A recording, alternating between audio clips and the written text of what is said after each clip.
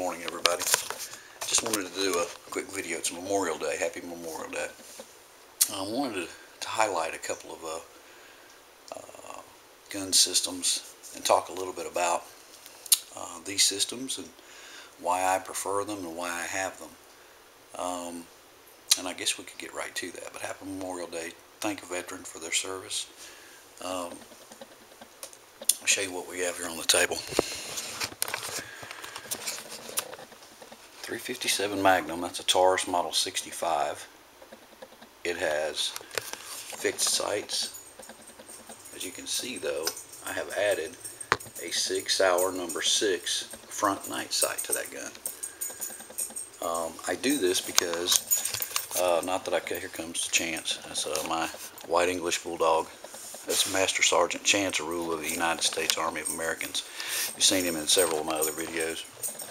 When you hear jingle belling, it's not really jingle bells or Christmas. It's actually a hurricane here today. That's a Taurus Model 65, 357 Magnum.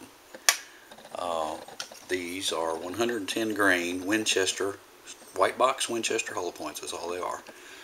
They shoot phenomenally great through that gun right there. I have a lot of confidence in that load. First of all, first discussion number one.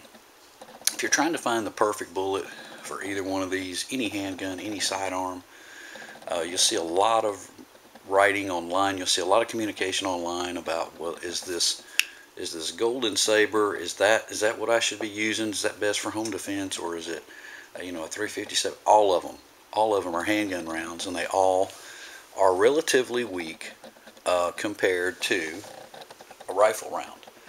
That is a Chinese SKS. This rifle actually has got markings on it that indicate that it was used by or issued to the SKS, to the Chinese secret police. Those two markings right there.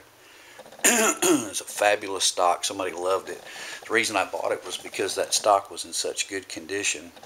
My thinking was that nobody would take that good of care. They didn't come from the factory looking like that, folks. Somebody did that after the fact, and if somebody did that to that stock, chances were, at least in my mind, that this rifle was a shooter.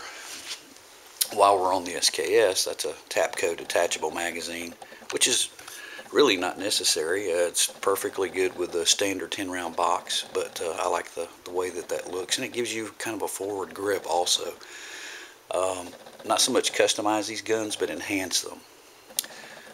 Cut off the barrel 4 inches and moved the front sight base back and added a Tapco AR-15 flash hider. It's nice and short. It's 16 inches to the end of that flash hider, and shoots extremely well. Now I got some video yesterday of getting that on paper, and if we don't get rained out today, which we're getting some tropical storm rain bands through the area right now, but if I don't get rained out today, we're going to go out and see if we can sight it in properly. Both of these, this is a Rock Island. This was a standard GI model Rock Island. I added the rear sight and front sight to that. It is a stake-on front sight arrangement, and as you'll see, I've got a stainless steel guide plug. I have a Swenson. You can't tell that's a Swenson, but it is a Swenson match grade bushing. An 18.5 pound recoil spring. I've trimmed the hammer back.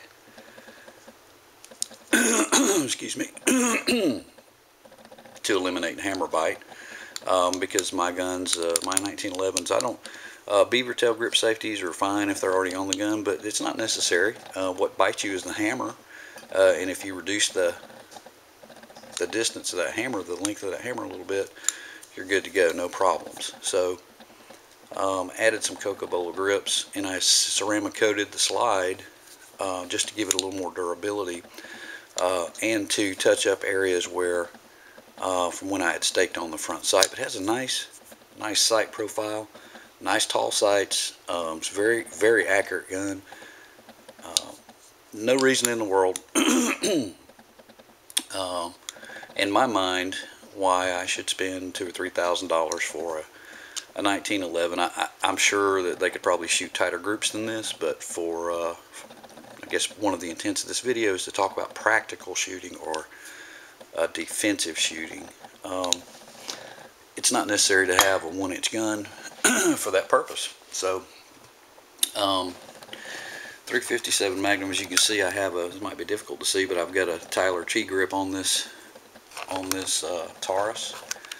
That gun shoots extremely well with that ammo. Now let me get back to that. The Border Patrol used those 110 grain hollow points for many years and were satisfied with it. You see a lot of information online about how it just doesn't penetrate. You know, it's going to get you killed, and it's laughable to think that shooting anybody with a 357 Magnum is going to get you killed is laughable.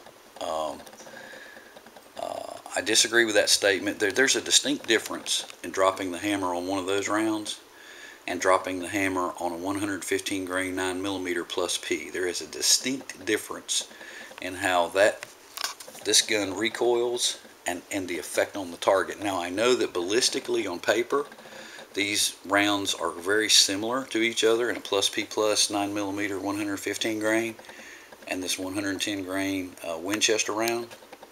However, paper is not everything. This round, as you can see, has a flat profile, has a soft tip, and you'll see some people that have really tested these, that have actually done some testing and not just gone by what the message boards say, have shown that they'll penetrate 12 to 14 inches just fine. In some cases, blow right through. I've got a couple of rounds that I'm going to experiment with where I took a stainless steel screw smaller than the diameter of that soft lead cavity and screwed a stainless screw in there, and I'm going to test the penetration on that. So I just find it all fascinating and interesting. These guns, as I go along, I find myself not having cheap guns, but having lower. I've had HKs, I've had Glocks, I've had it all. I've had them all. In fact, when I bought this gun, I was bidding on a Model 19, 2 3/4 inch Model 19 Smith & Wesson. I just didn't want to pay $500 for it. I think I paid $296 with shipping for this Taurus right here. And I've had a Taurus 66 that had adjustable sights, and it was every bit as good as the Model 19. Now, and I'll actually add this, that the top strap, look at the top strap of that gun. This gun is a K-frame size 357 Magnum. It actually is a little beefier than a Model 19. And I feel very well armed with it. I shoot this gun well for a 357 Magnum in double action and single action. I shoot this gun very well. I have reworked the grips. You know, Taurus grips are notoriously kind of orange, that Brazilian walnut. But I removed some material from this grip side so that the speed loaders will drop right in there. And then I just put some Bombay mahogany stain on there and some and then overcoated them, and I think it looks gorgeous. So but that's my sight picture right there. That's a front night sight, as I said. It's a SIG number 6 is all it is, and it looks really good at night. So so my revolver has a night sight on it, and it has a night sight on it on purpose.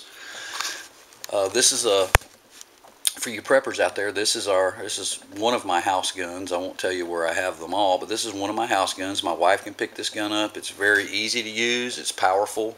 I do use other loads in that. I have some buffalo bore loads that are just screamers out of that gun. And of course, I'm perfectly fine with 230 grain hardball out of that Rock Island. Let me show you the fit of this gun too. Talk about cheap guns. Oh man, that's a Rock Island. That gun sucks. I'll get a Wilson Combat. It's the only thing I'll shoot. Yeah, right. Let's see if we can see this. Can you see how well that slide? The Philippines, this armory, Rock Island Armory in the Philippines, really does good work on most of their 1911s. And I will tell you that some of them, like any plant, will have dogs. What you're paying for at Wilson Combat is you're paying for the inspection process and the hand fitting of all the parts. But it would be very, let's see if I can get a better, there we go, there's some light. It would be very hard to get a frame to slide fit much better than that out of any factory gun. Kimber, look at that, look how good that is. Look at how they nailed that extractor. Is completely perpendicular to the slide.